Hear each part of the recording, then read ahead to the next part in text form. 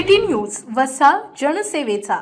माजी मुख्यमंत्री आणि पक्षप्रमुख उद्धव बाळासाहेब ठाकरे यांच्या आदेशानुसार शिवसेना उद्धव बाळासाहेब ठाकरे पक्षाने आज मेहकर तालुक्यात शेतकऱ्यांच्या न्याय हक्कांसाठी जोरदार एल्गार पुकारला। मेहकर उपविभागीय अधिकारी रवींद्र जोगी यांच्या मार्फत मुख्यमंत्री देवेंद्र फडणवीस यांना निवेदन सादर करण्यात आले। हे निवेदन मेहकर लोणार मतदारसंघाचे आमदार सिद्धार्थ खरात यांच्या नेतृत्वाखाली देण्यात आले। यावेळी उपजिल्हाप्रमुख प्राध्यापक आशिष रहाटे, तालुका प्रमुख निंबाजी पांडव, तालुका समन्वयक डॉक्टर नंदकिशोर गारोळे, शहर प्रमुख किशोर गारोळे, ॲडव्होकेट आकाश घोडे, पौर्णिमा गवई, नगमा गवळी, रमेश बापू देशमुख, ॲडव्होकेट संदीप गवई, गोपाल गायकवाड, श्याम पाटील, अमोल बोरे, ऋषिकेश जगताप, पवन टाले, दीपक गायकवाड, संतोष लाड, प्रणित भिसे यासह असंख्य शिवसैनिक उपस्थित होते। शेतकऱ्यांच्या न्यायासाठी देण्यात आलेल्या या निवेदनात 4 ठोस मागण्या करण्यात आल्या।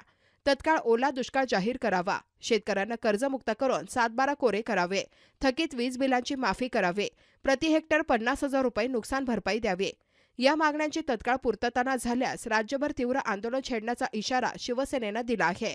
शेतकरी हा आपल्या राज्याचा कणा आहे आणि त्या कण्यावर अन्याय होऊ देणार नाही, असा इशारा आमदार खरात यांनी दिला।